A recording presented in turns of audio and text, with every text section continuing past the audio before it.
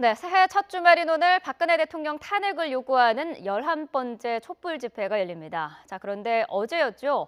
대통령 측 변호인이 촛불 민심은 국민의 민심이 아니다라며 뻥튀기다라는 발언까지 했습니다.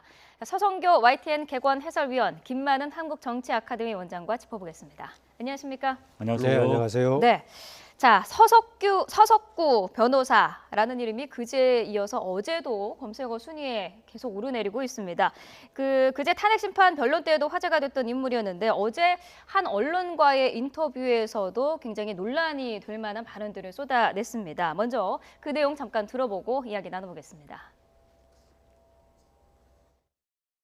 촛불이 선전포고라고 보세요? 이적단체 범민련 남측본부에 대해서 통일의 그날까지 그 범민련과 함께 투쟁하겠다. 그 북한식 통일하자는 거 아닙니까? 민노총이 주도하는 이런 민중총궐기 그리고 사실상 대한민국에 대한 선전포고다. 왜냐? 어떻게 대통령을 아직 조사도 하지 않았는데 단두대 처형할 단두대를 설치하고 이석기 석방을 요구할 수 있습니까? 자, 예. 이런 민중총궐기는 사실상 대한민국에 대한 선전포고다. 그때 100만 그 강화문 집회할 때 미국 국방부가 인강유서를 찍어가지고 예. 국영국까지 포함해가 11만 3,374명이라고 공표했지 않습니까? 어떻게 그렇게 100만이라고 그냥 뻥튀기를 합니까? 11만 명을. 이렇게 언론이 선동을 하고. 네. 자, 촛불 민심이 국민의 민심이 아니다라는 이야기를 하면서 광화문에 모인 국민 100만 명, 이 숫자가 뻥튀기된 거다. 그것도 지금 언론이 선동하고 있다. 이렇게 지금 이야기를 하고 있습니다. 어떻게 보셨나요? 여러 가지 주장을 한꺼번에 하고 있죠. 기본적으로는 광화문의 촛불 민심이 국민 민심이 아니다.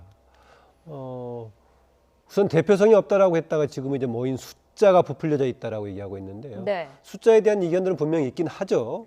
그동안에 경찰 추산했던 것하고 집회 주최 측에서 했던 것하고 차이가 나죠. 대개 한 4배에서 5배 차이가 나는데 그래서 항상 언론들은 두 가지를 동시에 발표를 했죠. 경찰 추산 몇 명, 예컨대 100만 명이 모였을 때 경찰 추산 26만 명, 주최 측 100만 명 이렇게 얘기했고요. 네. 그런데 대개 이제 보도를 주최 측이 발표했던 대로 하고 있고요.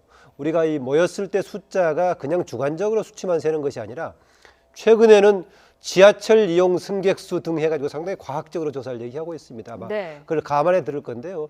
대체로 주최 측은 연 인원을 생각을 해서 발표를 하고 있고 경찰은 가장 많이 모였을 때의 기준으로 얘기한다는 건 누구나 알고 있을 겁니다. 그래서 4배에서 5배 정도 경찰 수산에 비하는데 11만을 뻥튀겼다 이것은 과장된 얘기 같고요.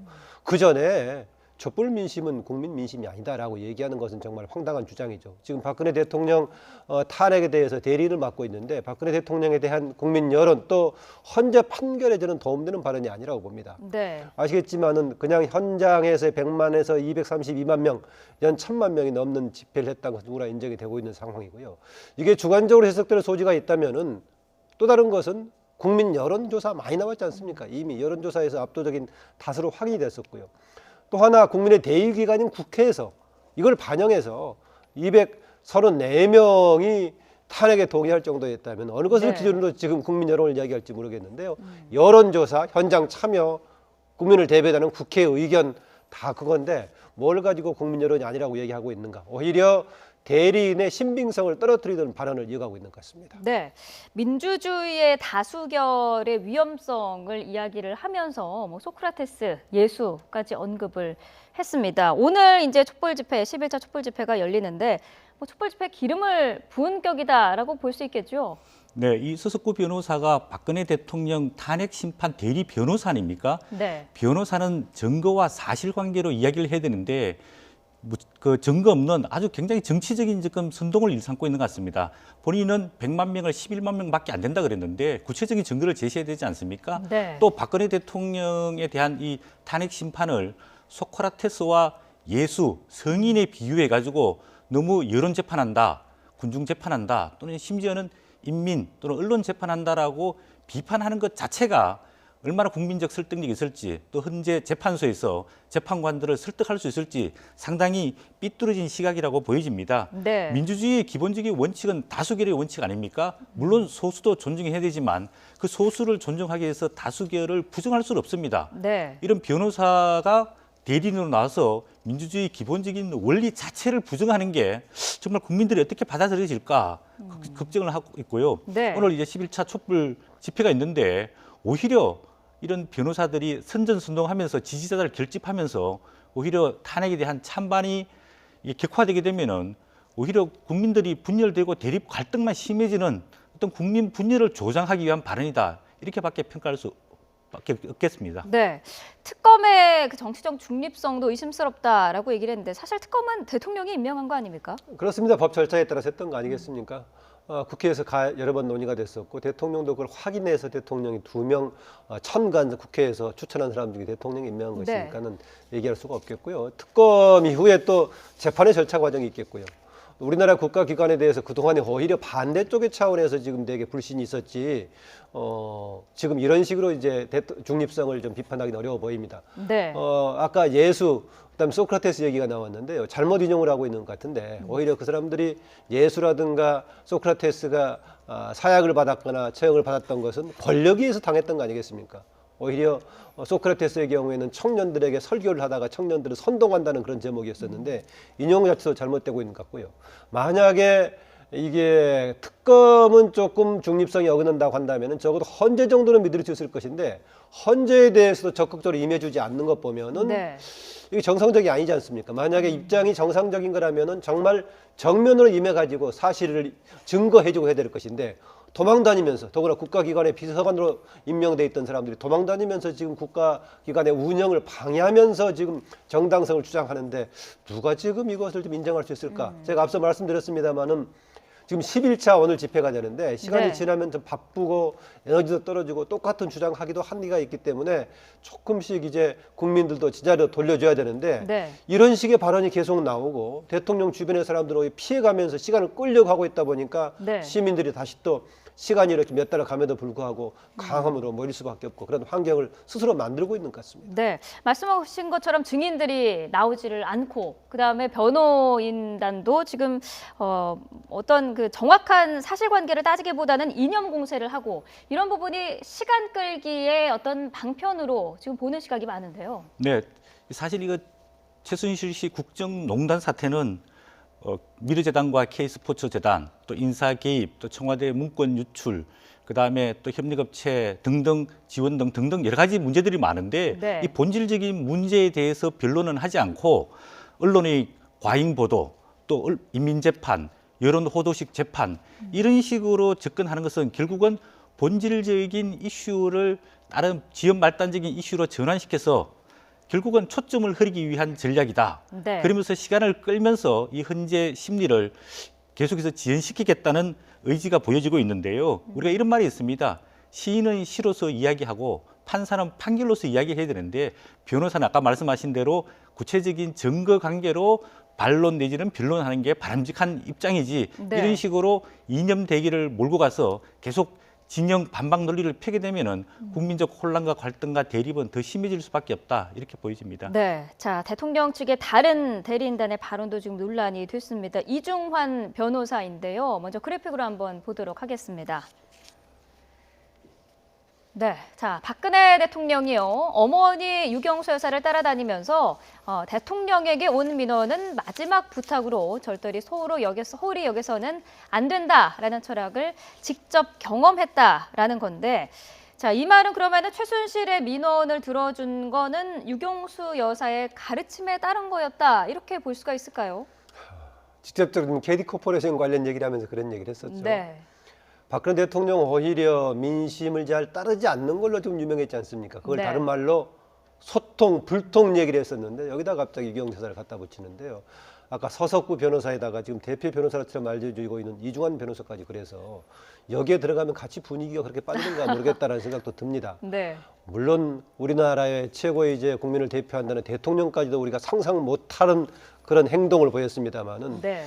변호사들도 굉장히 다양한 것 같은데요. 우리가 일반적으로 아까 서 원장은 얘기했었지만 변호사들의 경우에 상당히 논리적이고 또 증거에 근거한 이런 주장들을 하는데 누가 보더라도 맞지 않는 정유라 친구의 아버지가 운영하는 회사에 민원 부탁했던 걸 가지고 유경수 여사가 민원 들어왔을 때는 더 갈 데가 없는 마지막 민원 청탁이기 때문에 반드시 들어줘야 된다라는 얘기를 여기에 인용했을 때 네. 과연 국민들이 얼마나 설득할 수 있을까. 오히려 아까 말씀드렸지만은 이런 등등의 발언은 심지어는 박근혜 대통령에 대한 변론까지 더 불신을 더 확산시키는 거 아니겠습니까? 네. 사실 이렇게 변호인들이 유경수 여사까지 언급을 하게 되면 오히려 부모를 욕되게 하는 거라고 보여질 수 있습니다. 본인이 잘못했으면 잘못한 부분에 대해서 시인을 해야 되는데 네. 그 돌아가신 유경수 여사까지 언급하면서 본인이 잘못한 게 없다. 그렇게 되면은 사실상 부모를 욕하게 되는 건데 유경수 여사는 사실상 소외계층이라든지 약자라든지 또 우리가 알고 있는 한센이라든지 고아원, 양로원 이런 데 다니면서 봉사활동을 많이 했지 어떤 특정 기업에 혜택을 주기 위해서 모금을 하거나 청탁을 하거나 이런 경우는 전혀 없었습니다. 그래서 변호인들이 이런 예를 들거나 또 조치를 취할 때는 아주 좀 생각을 해서 정말로 이게 도움이 되는지 안 되는지 누구를 네. 욕되게 하는지 아닌지 이런 데 대해서 사리 분별이 필요하다고 보여집니다. 네. 박근혜 대통령과 2차 담화 때 그나마 조금 샀던 것이 검찰 수사에 상당히 적극적으로 응하겠다, 특검에도 응하겠다라는 것이었는데요. 네.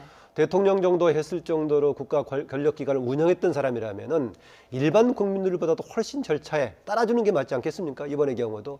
그랬을 때 그나마 우리 국가를 대표했던 대통령이구나 할 수 있을 것인데 오히려 국가기관이 운영하고 있는 사법 절차를 피하면서 엉뚱한 주장을 하고 있는 것도 마지막 지금 이 문제를 처리하는 과정에서도 그동안에 국가 운영 과정에서 잘못해왔던 것을 이상으로 지금 하고 있는 것 같습니다. 그게 사실 국민들이 굉장히 답답해하고 있는 부분 가운데 하나이기도 한 것이 박근혜 대통령이 사실 이런저런 그 구체적인 내용에 대해서 더 얘기할 수 있는 기회가 있을 것이다라고 얘기를 했는데도 입을 다물고 있고요.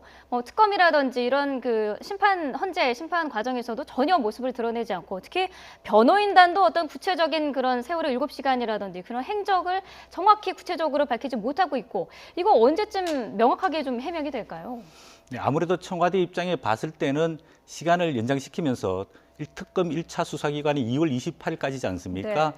그 전에 아무래도 박근혜 대통령에 대한 한 번의 조사는 받을 것 같고요. 그걸로 인해서 아무래도 이 사태를 정리를 하고 네. 또 헌재 심리를 연장시키면서 헌재 지금 이제 2명의 헌재 재판관이 1월 31일과 3월 13일 임기가 끝나는데 그 이후로 계속해서 지연시키면서 박근혜 대통령에 대한 어떤 일말의 동정심, 동정표를 자꾸 의식해서 결집시켜가지고 이 헌재 심리를 모면하려고 하는 네. 그런 자꾸 지연 꼼수를 펼치고 있는데 사실 박근혜 대통령이 당당하면 헌재 심리에 나와서 본인의 소신을 정확하게 밝힐 필요가 있습니다. 기자 간담회를 통해서 본인은 억울하다, 본인은 엮였다, 본인은 사실관계가 다르다 네. 이런 식으로 일방적으로 본인의 입장을 주장하기보다는 공개적인 재판정에 나와서 입장을 정확하게 밝히고 헌재 재판관들 또 국민의 판단을 받는 게 바람직하다고 보여집니다. 네. 자, 이번에는 최순실 씨의 딸 정유라 씨 얘기도 좀 해보겠습니다. 자진 귀국 의사를 아들과 함께라면 자진해서 귀국하겠다라고 밝혔는데 이마저도 지금 철회를 한 거죠? 네, 공식적으로 철회했다고 밝혔었는데 아마 국내에서의 반응도 반영됐을 것 같습니다. 네. 아들하고 같이 왔을 때 국내에서는 특별한 조치를 해주면은 다른 사회기관이든 뭐든 간에 아들하고 같이만 있을 수 있다면 돌아오겠다 했었는데 그런 특혜를 베풀 의지가 없다. 와서 네. 제대로 수사받아라 이런 얘기 했었고 또 하나는 덴마크 현지에서 아마 관련 변호인들하고 상의한 결과가 아니겠는가라고 봅니다. 훨씬 그 자리에서 있는 게 유리하다라는 판단인 것 같고요.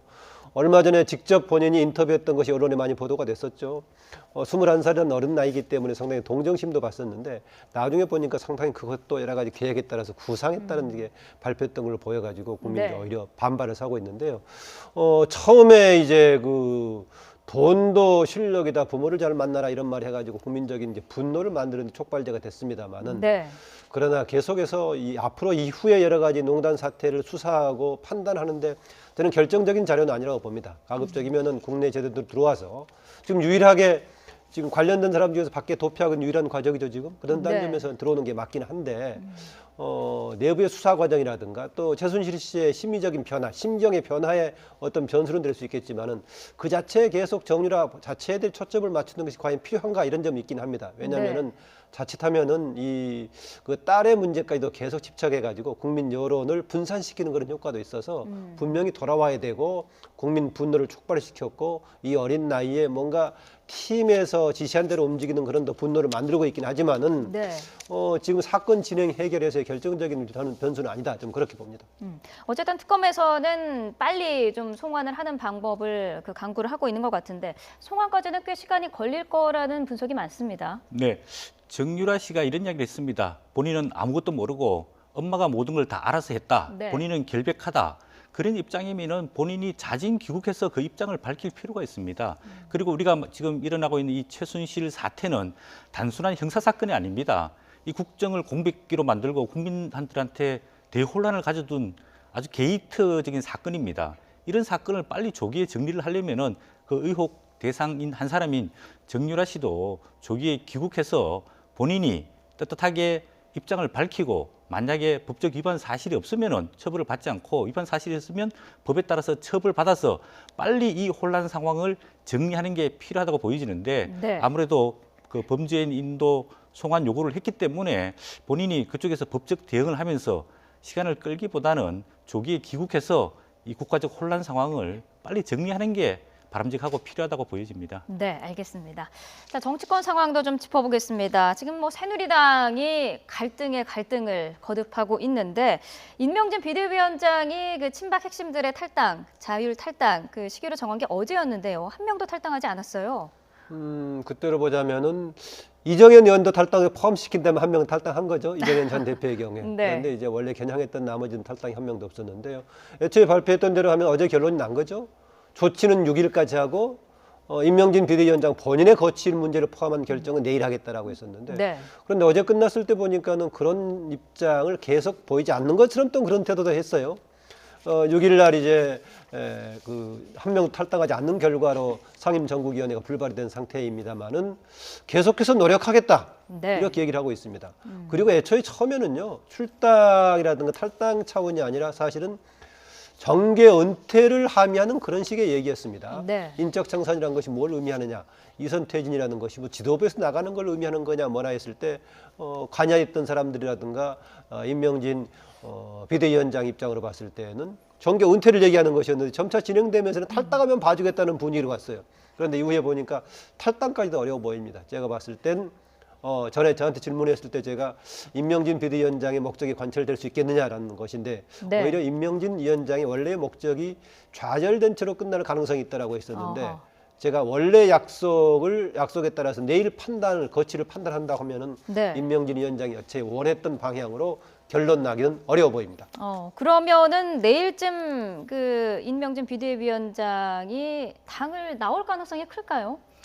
일단은 본인이 새누리당 그 쇄신과 계획에 대한 명분과 또 다수 의원들이 지지를 받고 있기 때문에 네. 본인이 거취를 결정은 하지는 않으면서 다른 어떤 쇄신 방안을 내면서 아무래도 서청원 의원과 최경환 의원의 탈당을 계속해서 요구할 것이라고 보여지는데 네. 문제는 최경환 의원과 서청원 의원이 언제쯤 어떤 방식으로 명예롭게 퇴진할 수 있는 길을 만들어주느냐 이게 굉장히 지혜롭고 현명한 방법이 필요해 보이는데 네. 임명진 비대위원장이 어떤 대안을 제시할 수 있을지 조금은 지켜봐야 할 것 같습니다. 그러면은 임명진 비대위원장이 사퇴는 하지 않으면서 다른 방법을 더 그 제시를 할 수 있다라는 말씀이신 거죠? 네, 그렇게 보여집니다. 네. 왜냐하면 서청원 대표 측과 그다음에 최경환 의원 측에서 굉장히 지금 본인이 불명예 탈당하는 것에 대해서 반발이 굉장히 셉니다. 네. 그리고 법적 조치를 취하겠다라고 이야기하고 있는데 네. 탈당을 강제하거나 권유할 수는 없습니다. 새누리당 윤리위원회를 통해서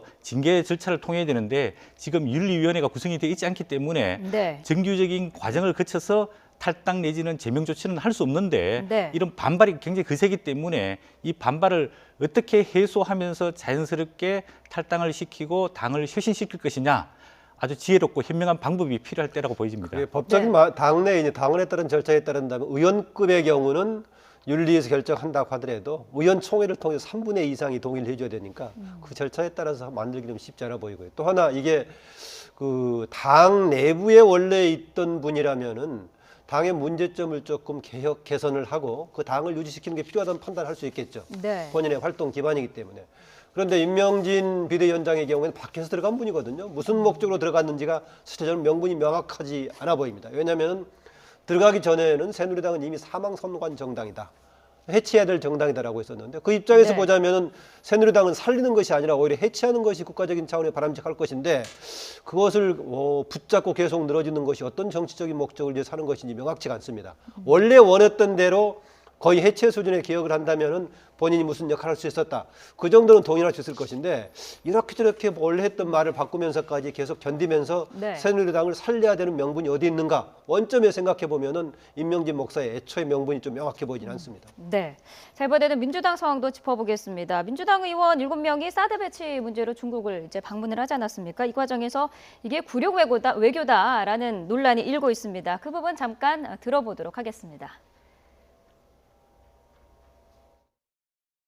한나라의 국가 안보 문제를 돈과 흥정하는 어처구니 없는 굴욕 외교라고 할 수밖에 없습니다. 역대 대한민국 역대입니다. 대한민국 의원들이 만난 최고 인사가 왕이부장이라고 한 건 사실상 심각한 발언입니다. 왕이부장은 200명 안에 좀 들어가는 사람입니다. 굴욕 외교를 했는데도 천대받았다. 우리 의원들이라도 뛰어가서 우리 기업들을 도와야지요. 이걸 매국이라니요. 저는 제정신이 아닌 것 같아요. 네. 자, 굴욕 외교다, 아니다, 뭐 국익에 도움이 되는 경제 외교다라는 얘기가 분분한데 두 분은 어떻게 보시나요? 먼저 예. 네, 외교 문제를 두고 국내에서는 찬반 논쟁을 할 수 있습니다. 그런데 야당이 저렇게 외교적인 문제를 가지고 직접 외국 정부의 외교장관을 만나가지고 의견을 개진하고 그쪽의 이야기를 들어서 압력을 받는다는 것은 상당히 치욕스러운 일입니다. 원래 외교는 정부 대 정부 간에 공식적으로 하는 게 바람직스럽습니다. 네. 그게 정상화되고 그게 격에 맞는 겁니다. 물론 야당 의원들이 나가서 외교는 할 수 있습니다. 그러나 그거는 친선 외교 또는 교류 외교 또는 경제 외교에 의해서 보완적 조치로 할 수 있는 거지 이런 사드 배치 문제에 대해서 중국적 입장을 듣기 위해서 야당 의원들이 가서 그 입장을 들어주게 되면 결국은 중국의 우리 나라가 이용당할 수 있는 소지가 굉장히 큽니다. 네. 그런 측면에서 굉장히 부적절하고 또 한편 돌이켜보면은 이제 야당이 집권할 수 있는 기회가 바로 눈앞에 와 있는데 왜 이렇게 조급하게 중국에 가서 우리의 분열된 모습을 보여줄 필요가 있습니까? 본인들이 정말로 사드 배치에 대해서 반대를 하면 당론을 정해서 반대를 하고 또 차기 대선에서 공약으로 제시하고 집권하고 난 다음에 사드에 대해서 입장을 전해도 충분한데 이 국가적인 혼란 상황 속에서 야당 의원들이 중국을 방문해서 중국의 입장을 들어주고 중국을 편들게 하는 듯한 이런 외교적인 행태는 상당히 문제가 많다 이렇게 보여집니다. 네. 그 하태경 의원이 지적했던 왕이 외교부장 정도를 만나려고 우리나라 국회의원 7명이 갔느냐라는 부분에 대해서는 지금 민주당 의원들은 생각해 볼 필요는 분명히 있는 것 같습니다. 송영길 의원 등은 사실상 당의 최고위원도 했고 인천시장도 했고 지도급 인사들인데 지도급에 해당되는 사람들을 포함해서 7명이 가서 왕이 외교부장과 만나서 했던 것을 가지고 격이 맞느냐 충분히 저는 문제 제기할 수 있다고 봅니다. 네. 더불어민주당 측 의원들의 입장에서는 보니까 지금 중국 문제가 계속 악화되고 있는데 이게 사드 문제에서 시작된 게 경제 문제, 문화 교류의 문제까지 계속 확산되고 있어서 뭔가 역할을 해줘야 되는데 박근혜 정부는 지금 탄핵 국면에 들어가 있어가지고 지금 아무 일도 못하고 있기 때문에 역할이 필요하다. 네. 그 역할의 필요성에 대한 주장에 대해서는 충분히 공감합니다. 그런 역할이 필요하다는 것에 대해서는요. 그런 두 가지 같이 맞물려 있죠. 만났을 때 했던 발언, 중국이 이런 문제를 가지고 우리나라 경제 문제라든가 문화 문제에 제동을 걸어서 서로 관계를 악화시키는 게 바람직하지 않다. 이런 메시지 전달하는 것은 필요한데 네. 그럴 때 이 사드 문제를 완전히 떼서 과연 얘기할 수 있을 것인가? 그런 문제는 언급하지 않았다라고 하지만은 중국 측에서는 당연히 그 문제를 부각을 시키겠죠. 그 점에서 보자면은 외교 전략 차원에서는 조금 패착을 한 게 아니냐 이런 지적을 충분히 받을 만하다라고 봅니다. 네. 자, 지금 일본과의 관계도 얘기가 좀 나오고 있는데요. 부산의 일본 총영사관 앞에 위안부 소녀상이 설치가 됐는데요. 자, 일본 정부가 초강경 대응에 나섰습니다. 외교관들을 본국으로 이제 소환하기도 하고 한일 주요 경제 협의를 중단하겠다고 우리 측이 이제 일방적으로 통보를 하지 않았습니까? 특히 외교관 소환은 외교상 아주 강한 항의 표시라고요. 예, 거의 뭐 대사관 폐쇄라든지 아니면 국교를 단전하기 직전의 조치라고 일단 보여집니다. 네. 대사뿐만 아니라 부산 총영사까지 본국으로 소환한 것은 강력한 초강수 항의 표시라고 보여지는데 네. 지금 이 박근혜 대통령 탄핵 과정 속에서 사실 이게 설상가상으로 우리 외교가 굉장히 큰 어려움을 맞고 있습니다. 미국은 이제 트럼프 대통령 취임이 곧 있을 거고요. 네. 아까 말씀드린 대로 중국과는 사드 배치 문제로 굉장히 논란을 빚고 있고 또 일본과는 이런 위안부 문제 우리가 사실 이 고려 사업에 새우등 터지는 이런 계기 위치에 처해져 있는데 네. 사실 좀 유연하고 좀 폭넓은 어떤 정부의 대응이 좀 필요하다고 보여지는데 네. 이런 일본의 조치에 대해서 정부가 손 놓고 아무런 조치를 취하고 있지 않다는 게 참 안타까운 현실입니다. 사실 이 소녀상도 설치도 정부에서 공식적으로 한 게 아니고 민간인 단체가 한 거 아닙니까? 네. 그리고 아직까지 40여 명의 위안부가 생존하고 있는 현실입니다. 네. 이런 국민적 정서를 감안해서 정부가 일본에 대해서 강력하게 설득하는 그런 조치가 일단은 좀 필요하다고 보여집니다. 네, 말씀하신 것처럼 소녀상이 민간 차원으로 세워진 거기 때문에 우리 정부가 너무 지금 손 놓고 있는 것이 아니냐 이런 얘기가 나오고 있어요. 네, 그 발단은 지난 1년 전에 2년이 됐네요. 벌써 이제 2015년 12월 28일 날 한일 협정 관련 위안부 관련 협정을 했던 내용에 대한 하는 문제인데 네. 그때만 하더라도 국내 소녀상이 27개인가 그랬다고 그래요. 그 이후로 오히려 55개로 확산되는 상황인데 당시 결정 과정에서 좀 국민 동의를 많이 끌어들이는 그런 방향으로 이제 협정이 됐으면 모를 것인데 많은 국민들의 반발 속에 진행이 됐습니다. 이 점에서 보자면 외교 관계도요. 국민 내부에 얼마나 지지를 받냐에 따라서 힘을 발휘할 수가 있을 겁니다. 네. 특히 일본 관계의 경우에. 그런데 국민 지지를 받지 못하는 가운데 박근혜 대통령이 조금 절속으로 처리하는 게 있었죠. 그래서 당사자들인 위안부 할머니들도 계속 반발을 상당수가 하고 있는 이런 건데 더구나 지금 탄핵 국면에 취약한 상황에서 일본이 좀 강하게 나오고 있는 것 같습니다. 서 원장 지적했다시피 일본뿐만의 문제가 아니라 아까 조금 전에 나왔던 중국 문제도 있지. 네. 미국의 경우에 트럼프 정부로 바뀌고 있지. 이런 상황인데 정말 내부적인 구심점이 필요한데 모르겠습니다. 과도기적인 상황에서 황교안 총리 체제가 어떻게 대응할지. 일단 윤병세 외교부 장관은 그 일본 대사를 이제 초치 네. 불러들이는 조치를 취하긴 했습니다만 뭔가 더 확실한 조치가 필요하다고 봅니다. 네, 알겠습니다. 자, 여러 가지 정치권 상황 짚어봤습니다. 서성교 YTN 개관 해설위원, 김만음 한국정치아카데미 원장과 함께했습니다. 오늘 말씀 감사합니다.